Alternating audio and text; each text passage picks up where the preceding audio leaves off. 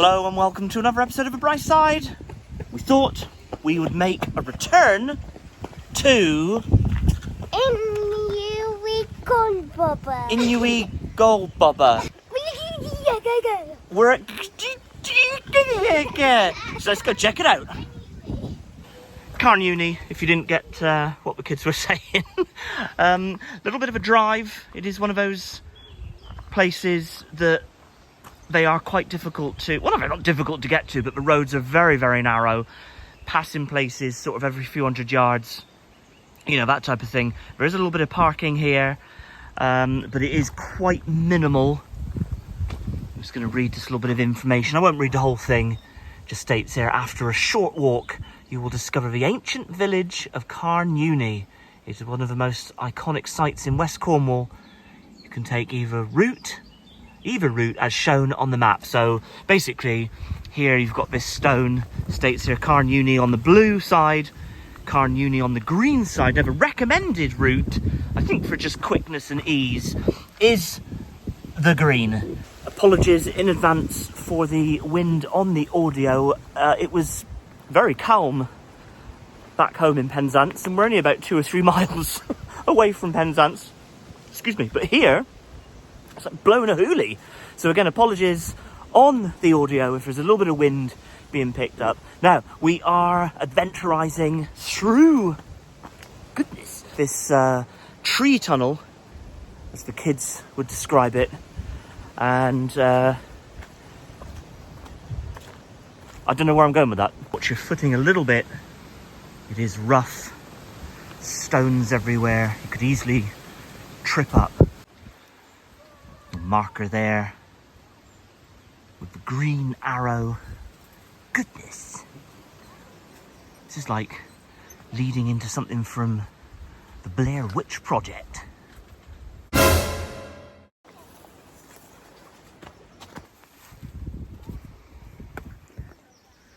Just leads out into this open area. So basically, if you've been watching the channel for a little while, or for the last few videos, you'll be aware that we tried to go up to Chichester the other day because AJ's been learning about Iron Age life in school. And when we got to Chichester, it was closed. No idea why. Doesn't state particularly online, only that they are just changing how I think they're presenting it or something like that. I'm not 100% sure. If you know, let me know in the comments. But basically, that scuppered that. So we ended up going to Zena instead, which ended up being a lovely video. I'll leave a link in the description if you want to see that one. But we thought, it's lovely weather, again, a little bit breezy. Let's take the boy up to Carn Euny, because again, it's been a little while since we've been here. Carn Euny, very close to Sancreed. If you're unfamiliar, Sancreed is a little village. We'll pop there later on. Maybe we'll have a look at the church. Again, even from this field, lovely views. We really are in the middle of nowhere. Hey, you got your truck. Oh, it's like your, whoa, it's like your dinosaur. It's like your Jurassic Park truck, isn't it? Yeah. You're gonna be what? Discoverers. Okay, you can do that when you grow up. Okay, we've got to go through these this gate. Is this like similar to what you would describe as a like kissing gate? Are they called that? Yeah. Because it kisses each side, yeah. Right, let's get through here. AJ's just giving it a read. He's doing really well with his reading. So this site is managed by the Cornwall Heritage Trust. A little bit of information up here. It says Carn Euny Ancient Village. Hendra Chapeluni or something, whatever that will be in the Cornish language. And then you've got like the overhead view here, which is pretty cool. I think we've entered, where have we entered? I assume that gate there. I think that's that gate. Anyway, yeah, so basically, if you're unfamiliar, Carn Euny was occupied from the Iron Age until the late Roman times, and is one of the best preserved ancient sites in southwest Britain. The foundations of the stone houses visible today date from the 2nd to 4th centuries AD. The village was abandoned around the time that the Roman occupation of Britain came to an end. That's pretty cool.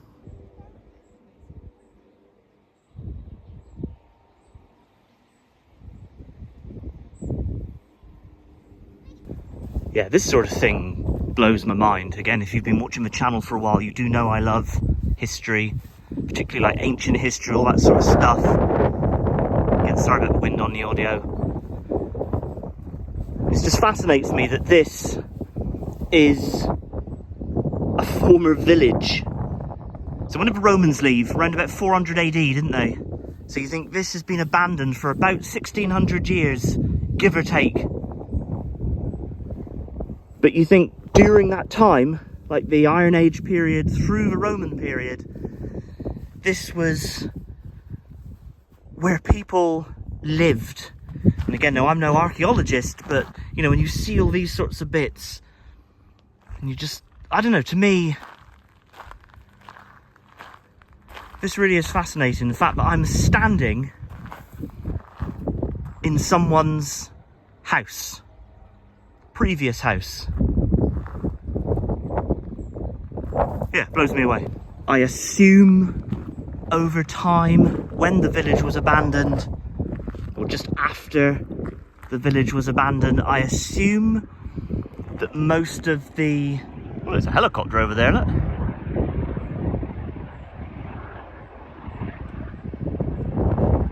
I assume that most of, like, the buildings, other than obviously the foundation stones, were like looted to build newer buildings like farms, walls, barns, all that sort of stuff in later centuries.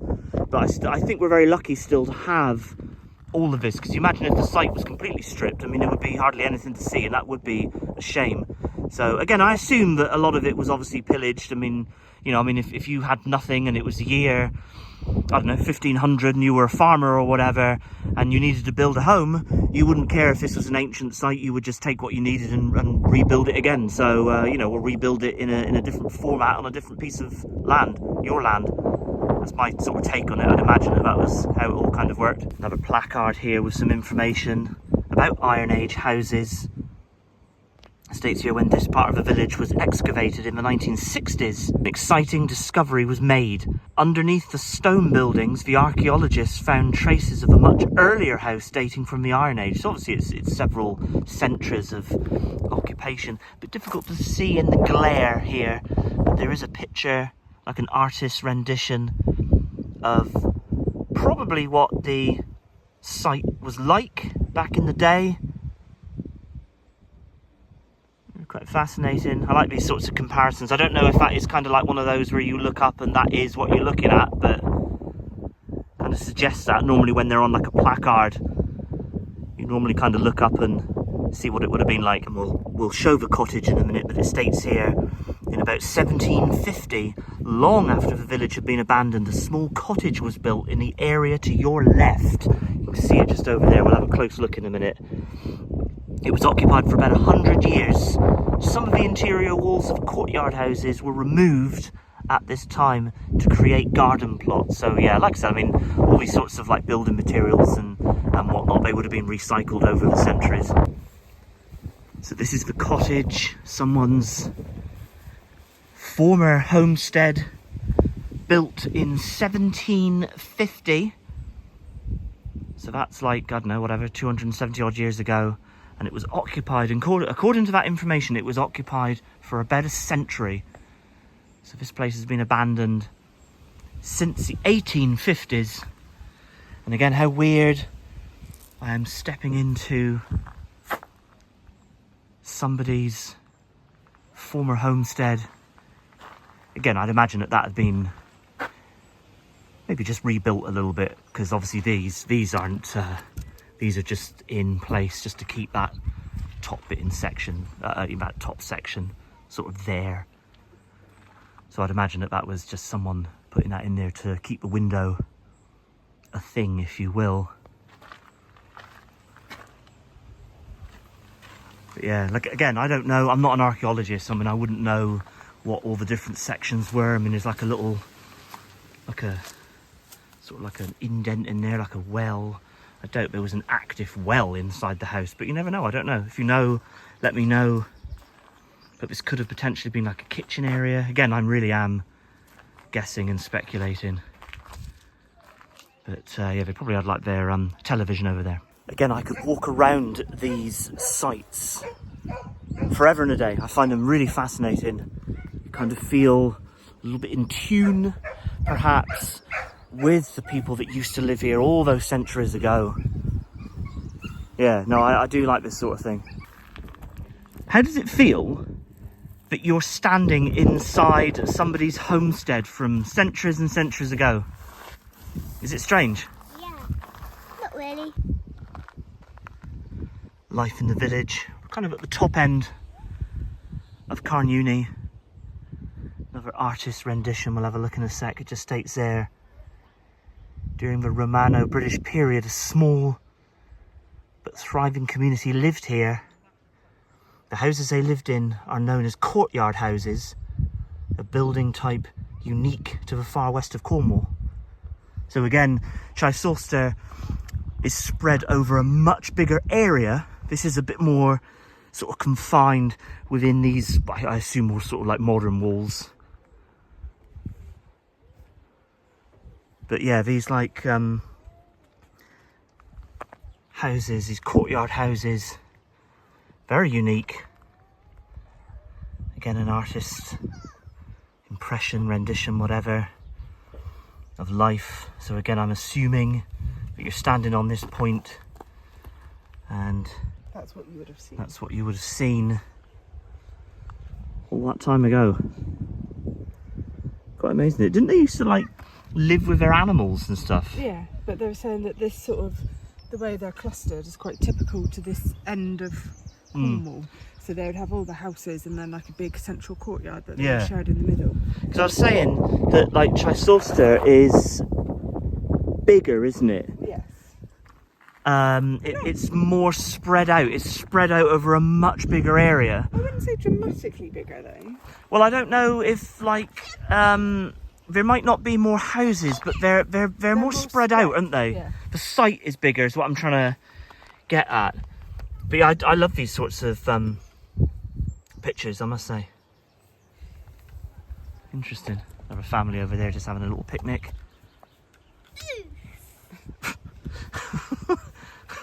AJ down. He's back up now. He's got his little truck. AJ is just selecting which house he would like to live in. Presumably if it was like, you know, restored to its original form. I think he's just shouted this one. he's just run down into that central sort of zone. That one down there. All right.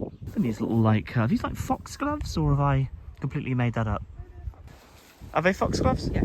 Now, just at the rear of this 1750s era cottage, I have left the best thing to last. And that is the Fogou. You can see AJ emerging there from the darkness. Now, they're not 100% sure. Just take off my glasses so I can see what I'm doing. Archaeologists and whatnot, and experts in the field, are not 100% sure what Fogous were used for. They were either used for dead bodies. They were either used for religious reasons, or they could have been storage. Or bunkers, maybe. When the Romans didn't bother us too much down here, to be honest. It might have been like bunkers to save themselves. Possibly. But yeah, not 100% sure what Fogous were used for. Now, actually, I can just about stand up in this section. This is one of the more significant Fogous that has been discovered. There are quite a few around, and again, they are very unique, I believe, to Cornwall. And when you see the size of these slabs, I mean, we're not like underground as such. I mean, we've gone you know, we've just kind of entered into this sort of zone. We're not like feet underground. It gives you the impression that you're underground. If you come through here, there is an even more spectacular section of Fogou. Here's the other entrance to it. I don't know what that situation's about. I've got like a little, obviously to keep it up, you have got like a little like steel lintel just to help with its preservation. But yeah, so that's the other way, the other access point into the Fogou. And then you have this spectacular area. Ugh. Watch your head. Again, this like circular area, very hard to pick up on camera really, because it's quite impressive. This section has been built over. Oh look, it's AJ. Hello. Hey, you all right up there? Yeah. You having a look down into the Fogou? Oh, and Tilly's there now. You all right? Ma, you giving me kisses? Yeah. What do you think? What do you think of this place? I like it because I can spy on people from up here. Oh, I Yeah, see. me So too. you can spy on people who are down in the Fogou. Like this rock is like an arrow-shaped rock, That's what which I is said. yeah, it's almost like pointing to that to your shadows. Look, kiddos, you can see your shadows there. Can you see me moving my hand? See you moving your hand. What in the yeah, I can see your shadow there moving. Look, my hand. Say, hey, oh, I can't reach you. It's too. I'm gonna get you, Tilly. There we go. Yay! Oh, hang on. Oh, hang on. Maybe if I stand on this. You can see Daddy. You ready? Hold my hand. Yay! We did it. Hey, and Shellbell's there now. Yeah. So just looking at what this like. I don't know if it's. I mean, to like the untrained eye, it looks like a fireplace. But I don't know if it was a fireplace. You obviously got the lintel there, sort of making that sort of Hello. area there. You're right. But yeah, I don't know what that I was. just want to point something out. What do you want to point out, baby? Why are there flowers and leaves all around our table? Why are there flowers? Oh, why are there flowers? Well, I don't know. Maybe people have dropped them down, or perhaps some people have Put them there. put them there for like religious reasons. Because there are still lots of pagans in Cornwall. I don't know. Oh, hello, doggy. Yeah, I don't know. This like weird stuff is like almost like bioluminescent or whatever the word is. See how like I'm moving in the light, look, and you see how that like lichen stuff. That's really strange, isn't it? Nice. And then just up onto this like plat area. There's a little dog running around. There's a little grate thing that the kiddos were looking down into the Fogou. And that other placard up here is just a little bit of information about the Fogou. It says this is one of the best preserved prehistoric settlements in southwest Britain. Blah blah blah. And you've got this. It contains a remarkable underground stone chamber, a passage, a Fogou. Like I said, they're not 100% sure what Fogous were used for. It's yeah. Fascinating. Well, I think so anyway. There is like another access point in this direction to Carn Euny.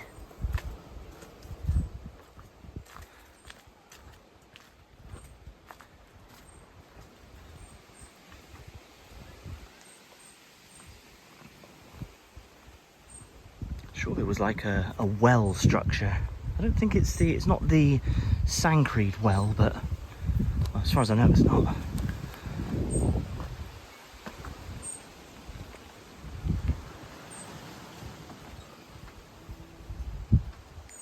Yeah, I'm not entirely sure. I assume some sort of well. I don't know. People have placed sometimes where you have these. Yeah, it must be some sort of like holy well situation, because quite often when you have these holy wells, you get lots of people that come here and like tie a lot of stuff to the trees, like the trees that are close by. Some pagan pagan practices here.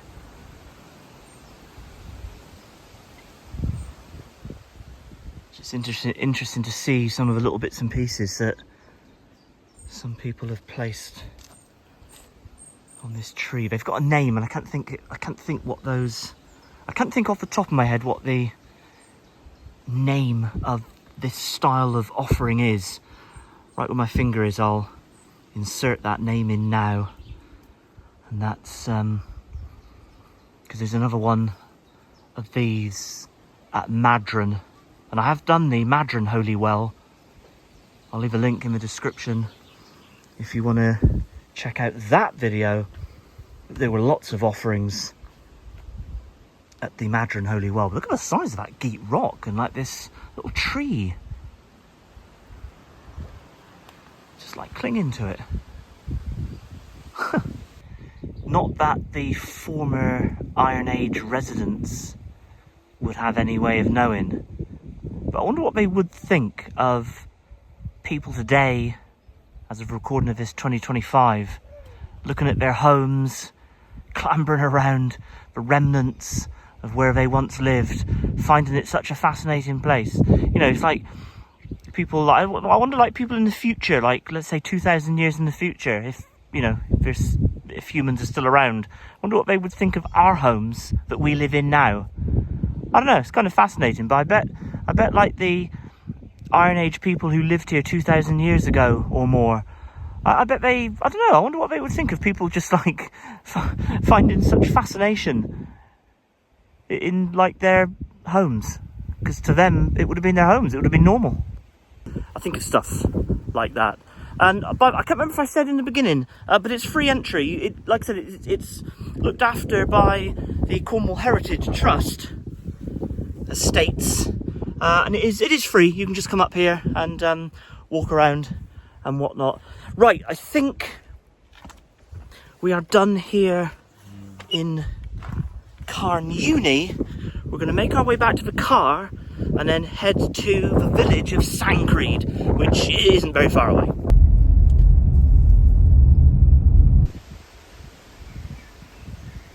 Made it to Sancreed.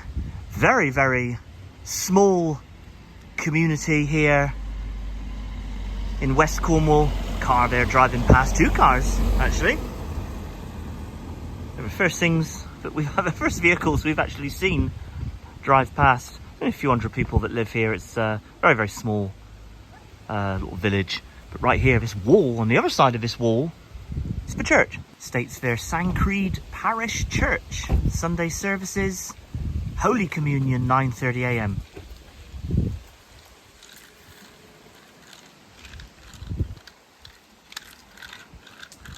Not sure what Matilda's doing. Right, again, I have stated a few times on the channel that graveyards are calm.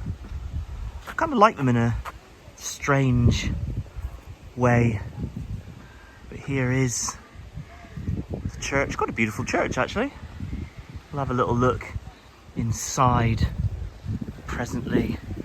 Just looking at this little angel.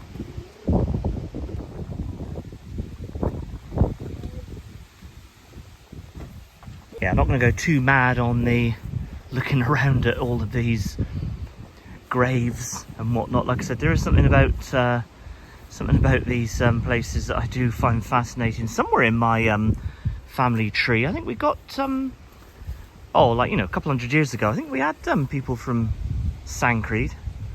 I haven't done any sort of recent research into that to kind of look here for a name or whatever. I think they might have moved out of the village to live somewhere else in the vicinity. But anyway, yeah. But yeah, just an interesting sort of vibe. In fact, there's more cemetery down there, graveyard or whatever. Not gonna go down there particularly. Got this like angel figure here. Kiddos just being ridiculous. Anyway, we'll head into the church. You see quite a lot of these sundials on the exterior walls of these churches. We head in, take the shades off and whatnot.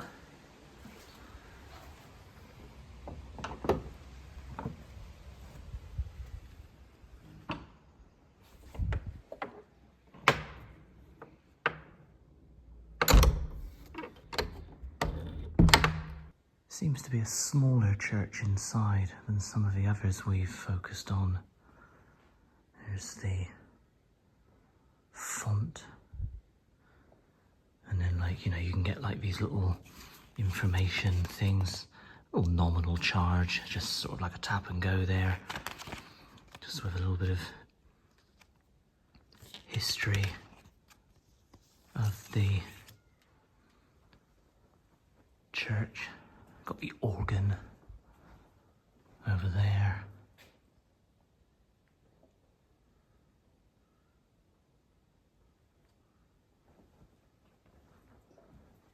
Memory of James Stevens, 1876 to 1970.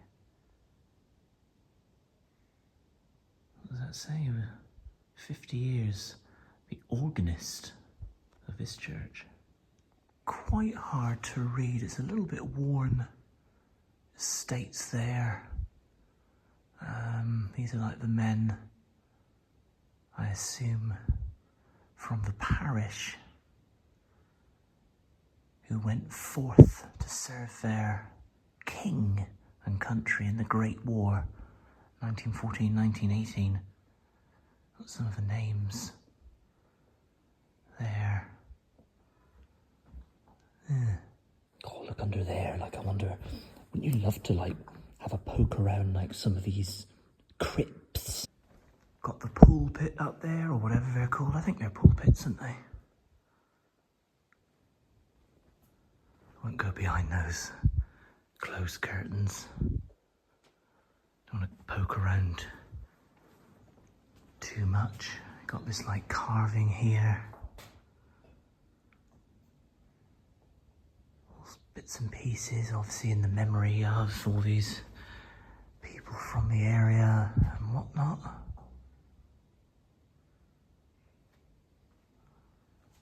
And then the stained glass window.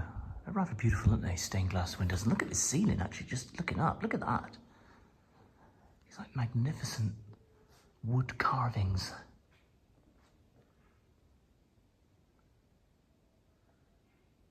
Yeah. Quite impressive.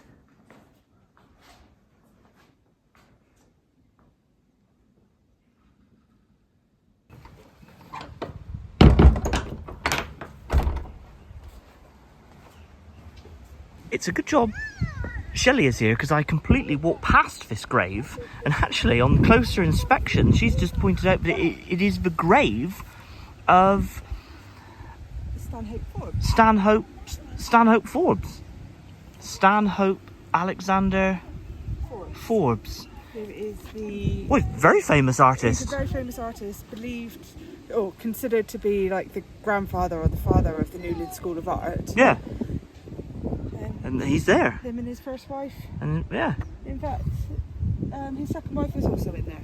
All right. So Stanhope Forbes, his first wife and his second wife are here. How about that? I didn't. We kind of just stumbled across that. I didn't really realise that Stanhope Forbes was buried here.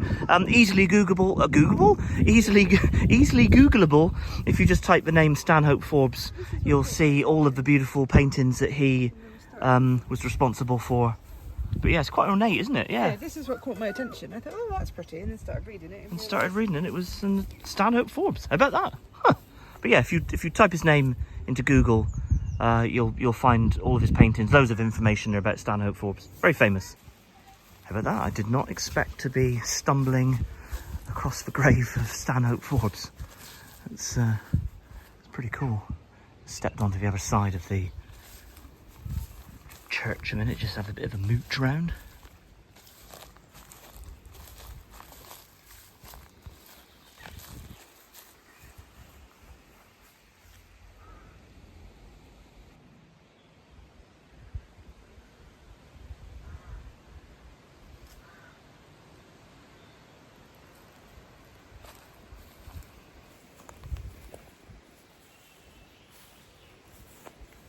just caught my attention. Look at this like strange, this like circular headstone.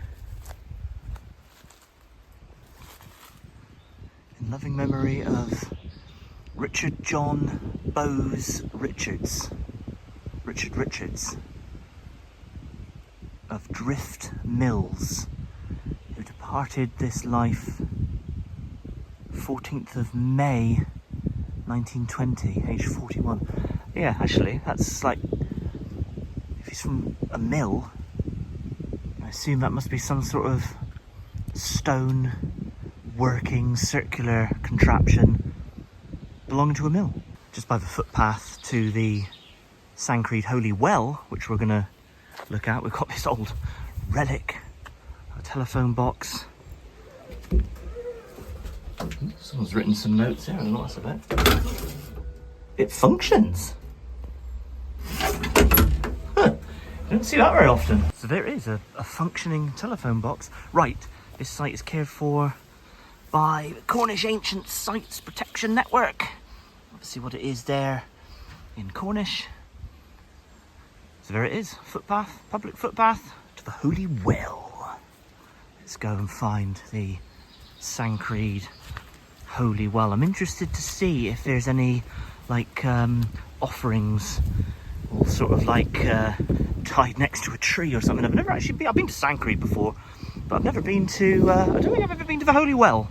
Wearing shorts, I expect I'm gonna have a few scratches and like stings and stuff, like getting through this path. It'll be okay, I'm Cornish. Little sign there, pointing us in the direction. That's kind of caught my eye there. That's private land, that's farmland. There was a little arrow there stating Holy Well, this way. I wonder what this structure is beside me. It's like a concrete, it's old. Well, it might be old, it might be like, you know, 70, 80, 100 years old or whatever, but it's just like a concrete square, all overgrown. I assume it's something to do with like the farms that are in the area. I'd imagine that would be my thoughts on that.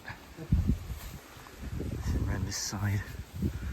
Yeah, there's no like roof to it or anything, whatever it is.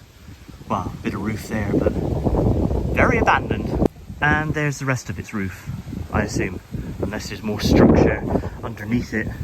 Well, it might be, no, this is a separate little structure, just all rusted out. Kind of put the camera up on a high angle there. You can see how overgrown this path is. I mean, that said, we have just started summer, so it is that time of year. Some steps there that lead into a little sort of sunken area. You've got that way, you've got this way. There's no sort of signpost to say which way. Like I said, I've never actually been up to the Sancreed Holy Well, so I'm not 100% sure now if we're... I assume this is still the correct way. The path is quite sort of designated, and in that direction is all sort of like, again, those like farm fields and whatnot. So I'm assuming, again, that this is correct. Check that out in there.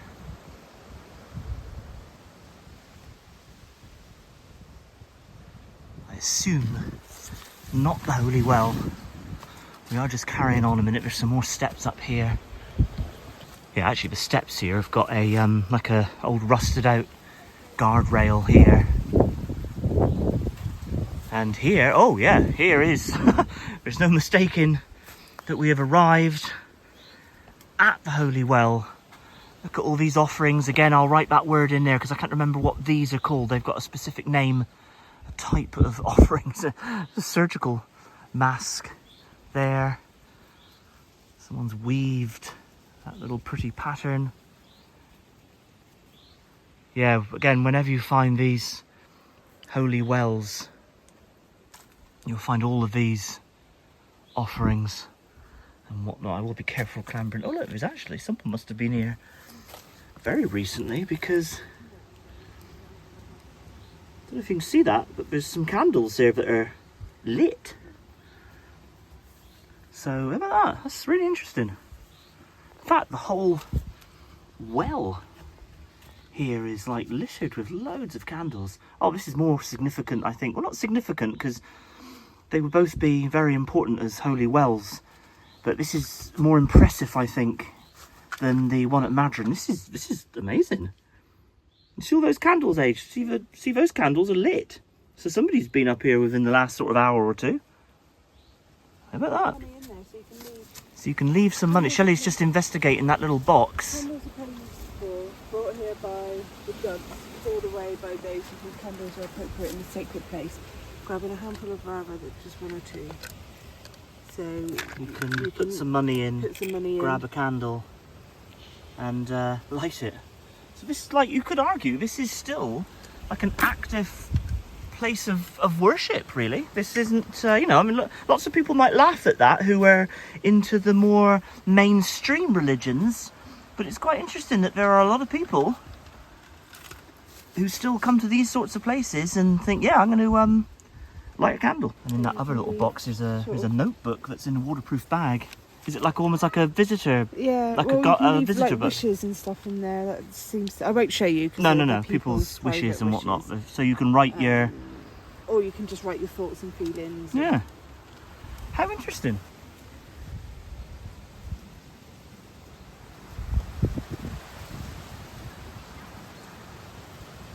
Check this out. Look at this, like, walls of like a little structure. A little offering, like a, I don't know, this is this is mental.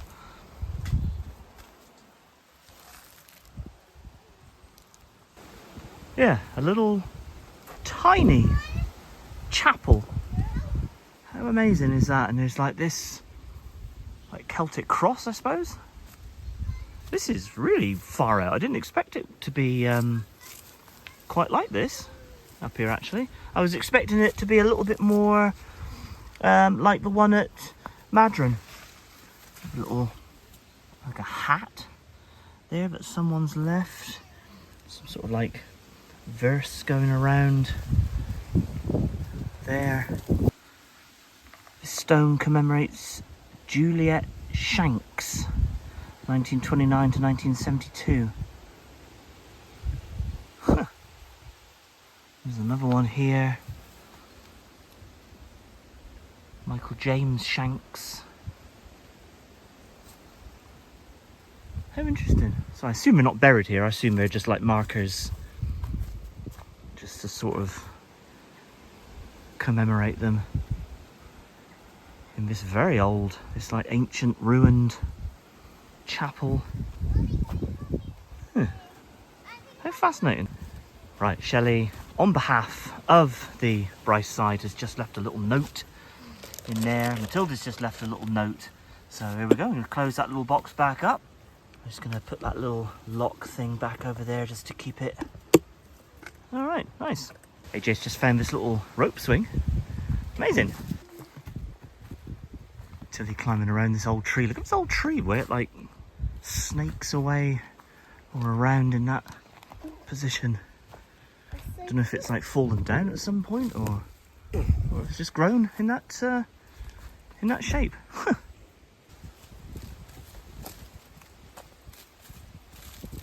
We are going to leave the video there. What a fascinating place. Sancreed, obviously a very small village. Carn Euny, exceptional sort of place. I mean, it's highly worth a visit. These places are free to visit as well. Like, Yep, we haven't spent a penny. You can just drive up, and there's lots of places like that in Cornwall. Yeah. If you're visiting Cornwall, however, just do be aware that the roads to Sancreed up to Carn Euny and stuff, I mean, they are single track. Lots of these Bronze Age, Iron Age, ancient religious sites are in the middle of nowhere. They are.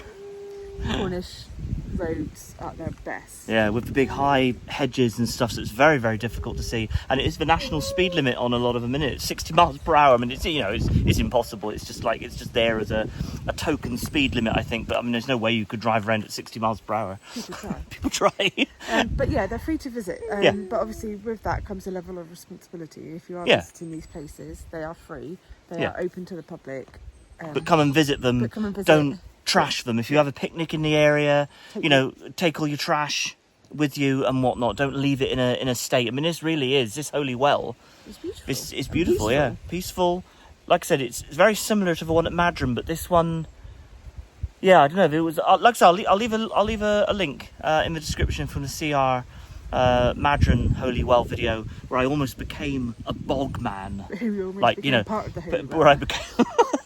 Anyway, like we just said, we're going to leave the video there. Do hope you enjoyed it. Don't forget to do all the usual YouTube stuff, like, subscribe, smash the bell. Check us out on all of our socials at The Bright Side. So from us to you, cheers and gone. Cheers and poo?